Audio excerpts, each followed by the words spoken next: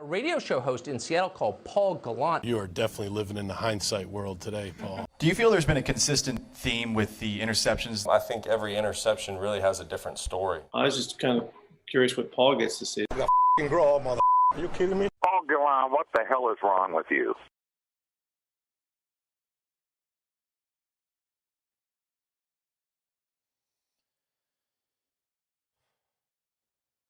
Hello and welcome aboard another episode of the Gallant Says podcast live on twitch.tv/Gallant Says or youtube.com/Paul Gallant on this Friday. Got to get down on Friday, February 3rd of 2023, but also available wherever you get your podcasts. Apple Podcasts, Google Podcasts, Spotify, Stitcher, and SoundCloud. How about that? I imagine if you have been following me and my content for the majority of this week, you've probably gotten a little bit D'Amico Ryans down. I'll admit it, I'm kind of tired of it myself. The press conference was fun, the announcement was fun, and me, someone who cares way more about the NFL than anything else, and somebody who every single week is trying to think of things to talk about with this God-forsaken football team over the last 3 years, I am just thankful that there is something to be happy about for now. We'll see if that actually lasts.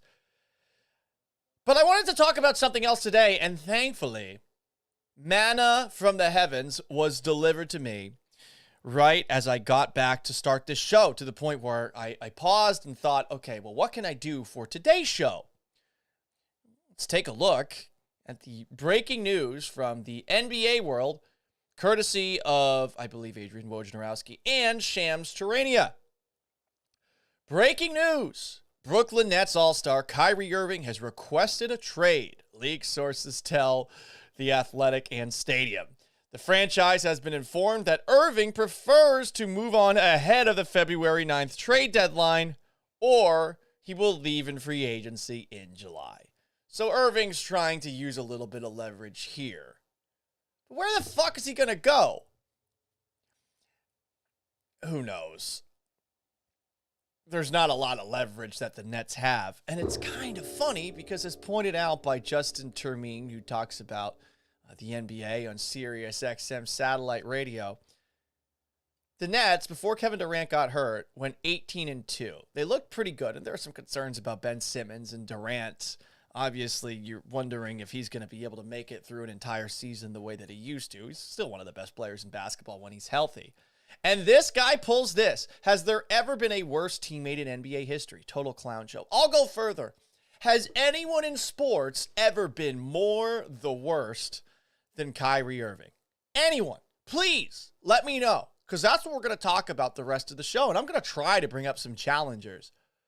But motherfuck, Kyrie Irving sucks. And honestly, I kind of respect how committed to the brand of being an insufferable asshat he is.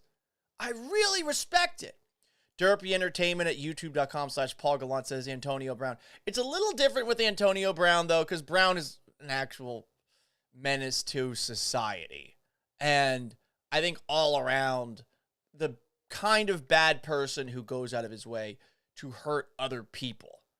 You know, I don't know exactly the details with the Joe Mixon's story in Cincinnati, how he apparently menaced somebody. It seems kind of consistent with the story at Oklahoma that we were talking about ad nauseum before. He was drafted by, of course, the Cincinnati Bengals, who love to bring in guys like Pac-Man Jones and Vontez Burfict, but whatever. That's a past Bengals team. They're different now with Joe Burrow. When I think of Antonio Brown, I think of someone who, like, can we fire him into the sun? With Kyrie Irving, he's just an insufferable asshat. A guy who is promoting just fucking stupid theories about the true Jews in Amazon videos. A guy who believes the earth is flat, who wants you to think he's a deep thinker, but is actually a fucking moron. And I feel very comfortable saying that. I know some people would argue that's personal. No, it's not. Sometimes you think so hard that you're just a fucking moron and you can't help yourself. Does anyone compete with Kyrie Irving, though? I mean, if we're talking about brands, the guy has done a hell of a job establishing himself as the worst. He really has. And Derpy Entertainment says, yes, he is the worst from a Cavs fan, regardless of what he did for us. I don't even want his number retired. And he did help LeBron James win that championship, the one where LeBron found a way to get Draymond Green ejected with the team, clearly about to lose the series. It changed the whole thing. But Kyrie Irving's the one who helped things out at the very end with that big shot that he hit in the end of Game 7 of that series. I'm still annoyed about that. I like those Golden State Warriors teams. Oh, it's a controversial thing coming out of Houston. But I like them. Whatever. They played basketball in an entertaining fashion, unlike the fucking awful stuff that we used to see with James Harden and the Houston Rockets. Speaking of Harden, we'll get to him in a moment as far as guys who are the worst. But I am a Boston Celtics fan. Kyrie Irving, when he joined the Celtics, I remember thinking to myself, well, I think I'm happy, but I don't know how good I feel about this. And the Celtics go on to have an incredible run with Kyrie Irving hurt, and Kyrie Irving wasn't showing up for playoff games to watch on the bench, and I guess he had some sort of weird off-season surgery that coincided with some of the games. He has always come across as just a fucking awful teammate, and also one of these guys who thinks he's a deep thinker, but he's not actually a deep thinker. So I'm trying to think off the top of my head, who the hell else is anywhere close to Kyrie Irving when it comes to being the worst? Would you want that guy as your friend? And it's weird because people in NBA circles really like him. How can you like him? I mean, he must be amazing in person, but I don't know. He kind of comes across as the kind of person who's always going to pull you into conversations you don't really want to be a part of. So who the fuck else is actually the worst out here? But we're talking about the worst people in basketball or baseball or football. Jason Craig on youtube.com/Paul Gallant says the Rockets own the Nets draft picks and swaps are looking pretty good right now. Yes. Honestly, I thought the Nets might have a chance to be frisky this year. They were frisky towards the end of last year before they played the Celtics in that first round series. Some of those games were actually close. Jason Tatum had to win it on a buzzer beater, I believe, in game number 1 of that series. I know there's some questions with Ben Simmons, but man, yeah, if you're a Rockets fan, you got to be feeling really good about those pick swaps that you have. Craig also brings up, Jason Craig on youtube.com/Paul Gallant, Trevor Bauer. Bauer's a good one. I mean, the Dodgers released him. He's been out of baseball, essentially, not playing for 2 years. Bauer, before that scandal about rough sex broke that saw him suspended for 2 years, but then suspended for only a year. Very strange story, weird facts that have come out along the way. Like, Bauer before that was just an insufferable troll online. And I think he enjoyed being a troll. I wasn't a fan. There were moments where he would do something and you're like, but like that's sort of the best that Trevor Bauer was ever able to accomplish. Occasional moments of, that's really it. Sammy Escain says, Deshaun Watson. Yeah, but here's the thing. I think some of you guys are interpreting the worst, at least in the comments section here, as like real pieces of shit. And I think we got to make a difference here between a piece of shit and the worst. I think Aaron Rodgers falls into the classification of the worst. Aaron Rodgers is somebody who complained about a team that he was on that I believe went, what was the record? 28-8 over 2 years if you count the playoff games. And he's like, this is a terrible situation to be a part of. They don't treat people right. Who gives a fuck about treating people right? You're winning. What are you doing? And then, while I don't disagree with all the takes that he has had about the vaccine and COVID, I think it's fair to, at the very least, ask questions about that.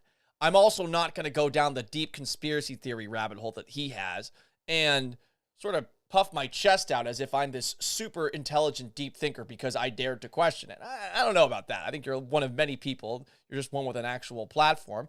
Probably were victimized a little bit too unfairly for it, but you shouldn't have said any of the other stuff that you'd said before about how this is a bad situation that you're playing in with the Packers. Like, I lost all sympathy for you. And every single year, it's, do I want to play here? Like, Aaron Rodgers is someone who classifies as the worst. Kyrie Irving is someone who classifies as the worst. Who else classifies as the worst? A buddy of mine who works at SportsMap Radio Greg Frank. He's a diehard Philadelphia Eagles fan. He is extremely passionate. I love Greg. Greg's a good dude.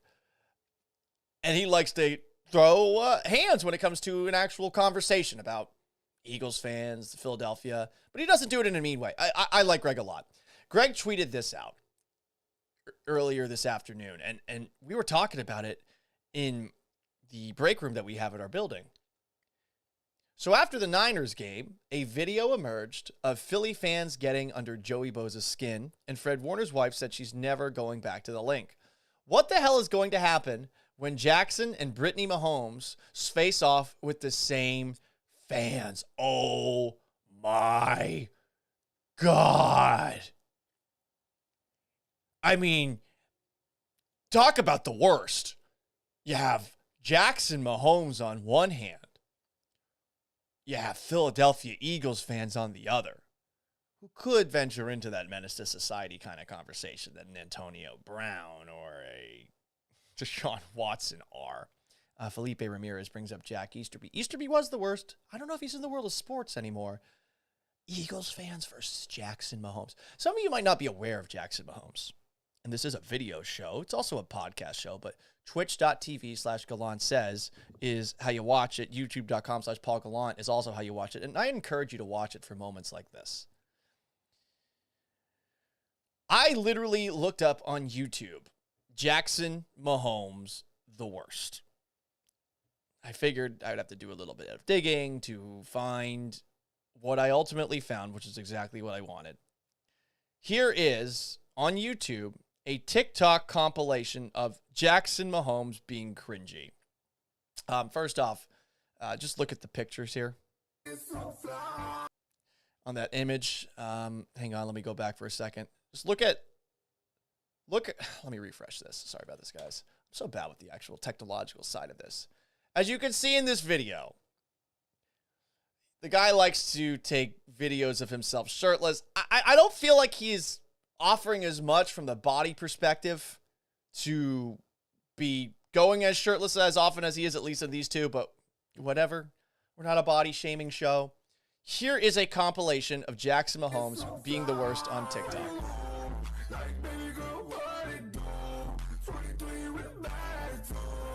So here he is dancing. Is this at the Super Bowl parade?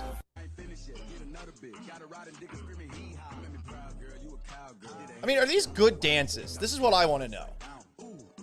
Just watch it.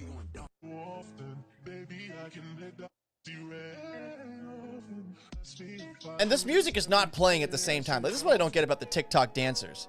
Like, the music plays after. They add it in. So they're dancing to, like, nothing. And I guess people think this is entertaining. I guess people think this is good content. Like, clearly he's blown up. Part of it has to do with the fact that he's Patrick Mahomes' brother. See, that one I don't even hate. That's and then a little dab at the end. That was like the first dance I saw that wasn't terrible. But the rest of it, I'm like, you're acting rather effeminate. Not that there's anything wrong with that. Do you think people think you're sexy? Or do you think people want to get with you? Here's another one. I don't know, man. I think you should work out a little bit. So now I'm starting to get uncomfortable because I kind of don't want to see this much shirtless Jackson Mahomes. I did not think that there would be this much. We're only a minute and 12 through a 4-minute and 36 second video of Jackson Mahomes cringy TikTok. Sammy Escain says on youtube.com/Paul Gallant, they're going to sucker punch him while making a TikTok dance. True, that's assault, brother. I do think that Brittany Mahomes would also be pretty interesting there, but she is a loyal wife. I actually don't have a problem with Brittany Mahomes. She just needs to learn how to take it when people give her shit back. So I feel like in this situation with Jackson Mahomes going up against Philadelphia Eagle fans, you have a beautiful recipe. By the way, speaking of Eagles fans, there's an interesting clip that I saw from Travis Kelce and Jason Kelce on the New Heights show. It's a podcast. I've never actually watched this podcast. New episodes come out on Wednesday. Next level access to life in the NFL with two brothers. Here is, to the left, Jason Kelce. To the right, Travis Kelce of the Eagles and Kansas City Chiefs talking about something that's been going on recently with Philadelphia versus the world, sporting events. People put jerseys of their respective team on top of the statue of Rocky in Philadelphia. It led to this conversation.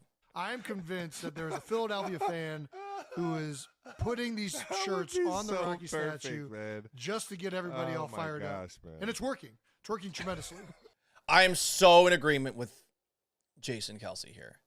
Because I don't think a real out-of-towner would go to Philadelphia and feel comfortable going up to the statue of Rocky and putting a jersey of another team on top of Rocky without getting sucker punched, or at the very least heckled. And probably heckling would be more likely from a Philadelphian. I'm part Philadelphian. Like, my mom's from Philly. Half of my family's from Philly. So I do know a lot of these people. They're generally just ball busters and shit talkers. The occasional one's going to pull out a switchblade on you like that one Penn State fan did, saying, I'm from Philly, before a Syracuse and Penn State game when I was in college. But I am big into the idea that this is a false flag kind of operation, where Eagles fans go up to the statue of Rocky with a jersey of the opposition. They put it up. A picture goes viral. And all of a sudden, the Philadelphia Eagles gain green Hulk strength and can run through walls. Big believer that that's actually happening. Anyway, let's go back to Jason Kelce and Travis Kelce on the New Heights show. So keep doing it. I guarantee it. There's no way. Because it's happened every single game. The Giants did it. That's sick. 49ers did it. There'll probably be a Chiefs jersey on it this week. No way. No way. Just right now, Chiefs, do not touch the Rocky Memorial, okay? Do not do that, all right? Definitely don't put an 87 on there. The more he says it, Travis Kelce does, who also I think is like not quite in the worst conversation, but he can be a tad annoying. Should, I don't know, maybe take a look at the way that he talks to certain players on the field and why he's different talking with certain players versus other players. I feel like Travis Kelce is actually daring Chiefs fans to do it. I think he is. I mean, he says it like a couple of times. He doth protest too much. I think he wants there to be a Travis Kelce jersey on top of the Rocky statue. By the way, who wouldn't? That's pretty fucking sick. I would love to have somebody put my jersey on top of the statue of Rocky in Philadelphia, which is weird that it's such a sacred item. Anyway, who is the worst in sports? Who could actually challenge Kyrie Irving? There's got to be somebody out there. Sammy Escain on youtube.com/Paul Gallant says, what would his life be? Jackson Mahomes he's talking about here. If he was Mitch Trubisky's brother. Oh, man, I think he would be in witness protection. Chicago people are nice, and they fucking hate Mitchell Trubisky. I feel bad for Trubisky to an extent because he should not have been drafted there. I never thought that anyone should have gone ahead of Deshaun Watson in that draft. Patrick Mahomes I can somewhat understand because he was at Texas Tech. You've seen all these quarterbacks at Texas Tech succeeding. Maybe you think to yourself, well, this is just a byproduct of Texas Tech. But then you watch him and you're like, oh, my God, this guy is really, really good. And, I mean, I would say from an overall skill set, maybe the best quarterback that we've seen in my lifetime in terms of just overall what he has to work with, the arm, the throwing power, the elusiveness, the ability to make throws at weird angles and stuff. It's like a souped up version of what we saw with Aaron Rodgers when Aaron Rodgers was in his prime. I know that we tend to drift into hyperbole whenever we talk about quarterbacks, but I think that's something that we should all agree on with Patrick Mahomes in terms of everything he has to work with. Maybe he's not like a bulldozer like Josh Allen can be, but the guy has just about everything. Scrambling ability, great arm, creativeness. He's a fun player to watch. I actually do like him too. Chiefs fans are a tad insufferable. There's a holier-than-thou complex with a lot of fan bases from the Midwest. Are Eagles fans on par with Kyrie Irving? Who is the worst? We're not talking about menaces to society. Who else is there? Oh.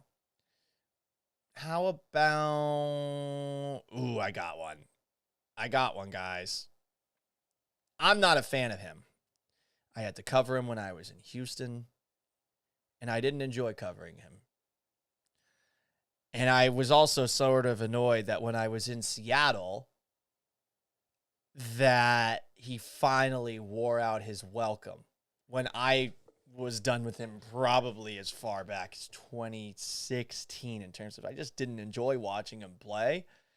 And I always felt like he was a tad overrated. This is a conversation as part of the NBA's All-Star voting that came up on TNT's Inside the NBA, but we're not talking about the A-list crew here.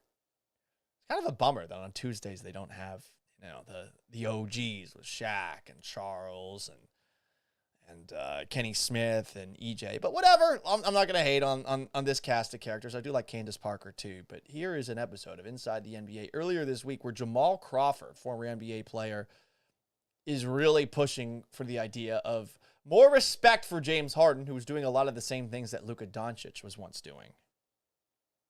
I have a question about Harden. Please. Why is it that we don't give him his respect that all the scoring numbers, like the stuff you see with Luka doing right now, you go back and look, Harden's doing all the same things. Why do we not give Harden his love when he was doing all those same numbers in Houston? I think it's a what have you done for me lately world. Totally. And I think until you see the results behind it, then that's the case. Yeah, the it's narrative not, around he Harden deserves was- to be an all-star Yes. this year. Yeah, oh, for sure. Harden We're went not to judging Western Finals. Exactly. I know. Multiple times. Was a game away from going to the finals. Like, he should get his love and what he does. Can that style win a championship? But he's changed. He's changed his style. He's changed his style. He's Well, you changed got his him style. out.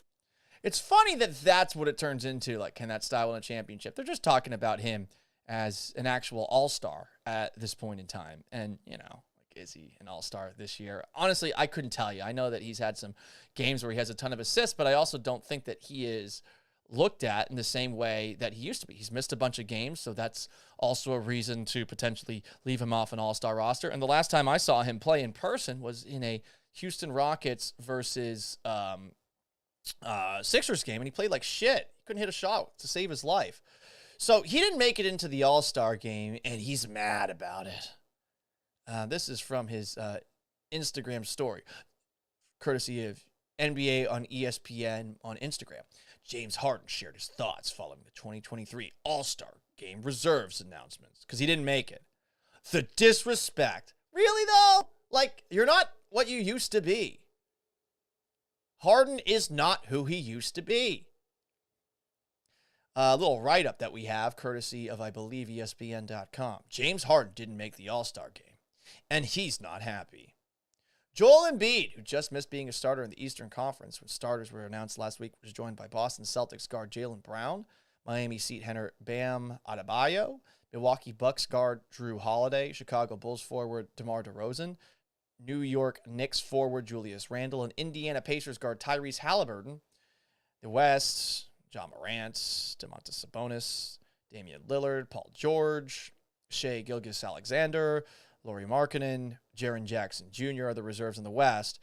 Several previous All-Stars just missed the cut this season, including Phoenix Sun guard Devin Booker, Los Angeles Lakers center Anthony Davis, Atlanta Hawks guard Trae Young, Toronto Raptors forward Pascal Siakam, Miami Heat forward Jimmy Butler. Former MVP James Harden was another omission, breaking his streak of 10 consecutive All-Star appearances. It was going to happen at some point. Harden did not deserve to make it this year. Joel Embiid took to Twitter to express disappointment in his co-star snub. Y'all got some explaining to do, NBA. And he's already mad about the fact that he didn't become an All-Star Game starter. He's probably the front runner for MVP this year, especially considering, the fatigue that I think people maybe have with in Denver, Nikola Jokic. So, look, I get teammates sticking up for each other. I get a star being a little bit butthurt about not being in there. But Harden also is the worst. Like, Harden is somebody who I feel like could have a much better in totality career had he put in a little bit more effort into maintaining the bod, if you will. And while I will give him credit for being able to party and go play basketball at the level that he does, I also find his style of basketball to be fucking awful to watch. He stands off the ball whenever Joel Embiid has it, doesn't move around. He doesn't play defense. And while he is a really good passer, great at drawing contact and getting to the foul line, he is an overrated three-point shooter. And when he is off, he is really fucking off. And I don't know, there was an entitlement that came with him that I hated, and also the Rockets enabled every single one of his worst tendencies and basically treated him like the absolute king of that franchise, and then he decided to say, you know what, fuck it, I'm out. And the Rockets were like, yes, sir, absolutely, sir. So I think James Harden's definitely up there as far as being the worst, along with Kyrie Irving, along with Jackson Mahomes, along with Philadelphia Eagles fans from time to time. What else do we have here? Is there anybody else that we could perhaps put into the worst conversation, especially based off of, I don't know, some audio that perhaps they had over the last couple of days? Well, I don't know. Maybe we go to the Senior Bowl. How many of you guys paid attention to what Jerry Jones had to say at the Senior Bowl? And look, we're at a moment in time for Jerry Jones where you can tell that he's starting to lose his faculties just a little bit. Like, he's not quite what he used to be. Still, though, he had quite the spin zone while at this, was it the Senior Bowl? While at the Senior Bowl about the Philadelphia Eagles, who are in the Super Bowl, the Los Angeles Rams, who were in the Super Bowl the year before, and how the Cowboys should operate when they compare themselves to those two franchises. Here is Jerry Jones. Reluctant, even though by nature I'm a wildcatter. Anybody that thinks I won't take a chance has misread the tea leaves, okay? But I do think longer term, and I'm real hesitant to bet it all for a year. And there's a lot of things that can happen for that year. In essence, we're seeing a couple of teams that have had some real success putting it all out there and paying for it later in Philadelphia and really Los Angeles. Don't think that doesn't pop my head and get my eye as far as doing it, and I know how to do that. I'm going to pause for a second and just take a look at what Jerry Jones is trying to say here. I get the idea of the Rams going all in. The Rams have openly said fuck them picks, and somehow they find ways to pay players and pay players and pay players some more. Goes to show you that the cap is crap, and teams that actually have money to fuck around with that aren't scared to spend it, you can move cap figures around and eventually find ways to keep all the players that you want to keep if you really want to. Give Les Snead a lot of credit for finding a way to do it, but also give the Rams owner, Stan Kroenke, who's an asshole, for moving the team from St. Louis to L.A. I mean, that's another person we could put up in there in the worst conversation. But at the very least, he spends money so that you can kind of manipulate the cap so that the Rams can afford to keep all of their guys. They've signed a lot of ridiculous extensions over the years, and it hasn't hurt them at all. There hasn't been a day where they have to sort of scrap the entire ship like you've seen maybe with the New Orleans Saints a couple of times. But Jones is bringing up the Rams as an example. Okay, I guess that's fair, but he's also bringing up the Eagles. The Eagles, like, what are you talking about, dude? They went all in. They got the 10th overall pick next year's draft. They have some players who are getting up there in age, but, I mean, they got a quarterback on a rookie contract, too. I just don't buy into the idea that the Eagles are all in right now. No, not like the Rams. It's not even close. So, I don't know. Miss me with that. But anyway, here's Jerry Jones continuing to talk about how the Rams and Eagles are situations that you have to be wary of when it comes to, like, trying to win a Super Bowl, which is weird because you would think you would try to copy them. Anyway, Jerry Jones. And so it's a part of what you put in that computer and what comes out, and we'll see how it comes. But that's pretty impressive to have two teams in the last 2 years empty the bucket and get to the Super Bowl. But you're drafting development. But if you miss. It is a long go. On the other hand, just keeps going. My general experience has been that if you will stay aggressive, I'm talking about whether it's on the field or off the field, if you'll stay aggressive, but then pick your shots with risk-taking. And I've spent a lot of time in my life doing that. When they cut me open, it will be all those scars, heart attacks for all the risks I took and the years I spent paying for them. Mm-hmm. He smiles at the very end. Look, I don't buy this answer at all, but this isn't as bad as something Jerry Jones said a little bit later. And I do think sometimes we look at Jerry Jones and think he's the absolute worst, when I kind of like the fact that he has created such a character out of himself across the NFL over the last couple of years.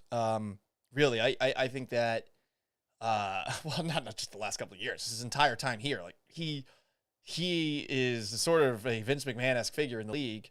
And I also like that the Cowboys are the one team that, from a media perspective, is always open and transparent and says, fuck it, talk about us. We like it.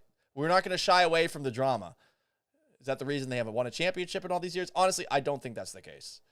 But Jones had some more interesting comments that trend into the, oh, just shut the fuck up, Jerry, realm a little bit later in this press conference at the Senior Bowl, when for some reason he decided to bring up the San Francisco 49ers. Here we are. More Jerry Jones at the Senior Bowl. I understand why, when you look back and saying, well, San Francisco and Cowboys haven't been to a Super Bowl in 25 years, okay? And hadn't won a Super Bowl in 25 years. I understand that. San Francisco's in the same boat. But my point is... What are you fucking talking about, Jerry? San Francisco's in the same boat? Dude, they've been to the Super Bowl twice. They've been to multiple NFC championship games. They went to the Super Bowl in 2013. They almost beat the Baltimore Ravens. They were on the goal line at the very end. I know the power went out in the middle of that game, but they were on the goal line at the very end. Colin Kaepernick and the 49ers couldn't get it in. Very next year, they're in the NFC Championship game playing against the Seattle Seahawks. If you are familiar with the Seahawks history, the NFC Championship game between the Niners and Seahawks that year is the game where Richard Sherman lost his mind, and honestly is one of the more entertaining games I can ever remember. The 49ers also just made it to the Super Bowl a couple of years ago against the Kansas City Chiefs. They were an overthrown Jimmy Garoppolo pass away from winning the thing, and they were just in the NFC Championship last week, and honestly, who knows what happens if Brock Purdy doesn't get hurt on the second play from scrimmage for the 49ers. So, Jerry, what the fuck are you doing here, man? Like, why are you comparing yourself to the 49ers? You can't. You're saying, yeah, well, they haven't won in 25 years, but they've been to the NFC Championship game. You haven't even been there. I mean, you and the Houston Texans have a lot in common. Neither of you have been to the third round of the playoffs since 2002 and before. For the Dallas Cowboys, you got to go all the way back to, were they in the NFC Championship game in 1997? No, because the Green Bay Packers beat the Carolina Panthers, I think, in the NFC Championship game back in the 1996-1997 season. And that was it. Like, that's the closest the Cowboys have been since then. Yeah, they won the Super Bowl 95. They won the Super Bowl the 93 season. They won the Super Bowl the 92 season. But, like, it's been a while. They had a great run in the early 90s during Jerry Jones' early reign. Then he chased off Jimmy Johnson. Barry Switzer came in. Switzer was not the same guy as Jimmy Johnson. And since then, like, yeah, it's been a struggle for the most relevant franchise in the NFL to get back to where they used to be. And he's comparing himself to the 49ers. Like, what? Why? You can't. It's a totally different conversation, and you're acting like they haven't won it as long as you haven't won it. I guess, but, like, they've been close, unlike you. Here's more Jerry Jones. That has not been the same for 25 years. There's been many different things done over 25 years, the same way there would have been had you changed out general managers, or the same way that you do if you changed out owners. I have to change in my mirror. I emphasize that, and because that's what I'm saying to our fans. I like the incentive that we have to win. We push a lot out there. It's contrary to some things. It is critical that we win. There's a certain point when you hear Jerry talk, and as someone who likes to every now and then dabble in a bit of a southern accent, I do declare, when I look in the mirror, I see a lot of mediocrity in myself, much like the Dallas Cowboys should see in the mirror whenever they look. And I do declare, hearing Jerry Jones speak such as this makes you just realize how old the man is. And every now and then, I'm trying to think of like a southern colloquialism. Sometimes you just got to take the old horse out back and shoot him in the head. I ain't saying you want to kill Jerry Jones. I'm just saying maybe you want to phase him out, phase him away from the microphone. Because here's a man who is talking out of his keister, his derriere. Who else would challenge Kyrie Irving as the worst? case you're just tuning in, Kyrie Irving requested a trade today. It's just so fucking on brand. You tell me. @Gallant Says on Twitter. Big thanks to everybody who tuned into today's edition of the Gallant Says podcast. We do this every single weekday, 1 to 1:30. We were a little later getting started today, and I apologize for that. But twitch.tv/Gallant Says or youtube.com/Paul Gallant. What's up, Asymmetric Risk on twitch.tv/Gallant Says is how you join. You can also listen in podcast form, Apple Podcasts, Google Podcasts, Spotify, Stitcher, and SoundCloud. It's uncensored, but you can also listen to the Paul Gallant Show on ESPN 97.5 and 92.5 right here in Houston, which is 10 to noon every single day. So long, farewell. Papa Top Paul's off to go have himself a weekend, and have yourselves a wonderful weekend. Yourselves. I said that twice.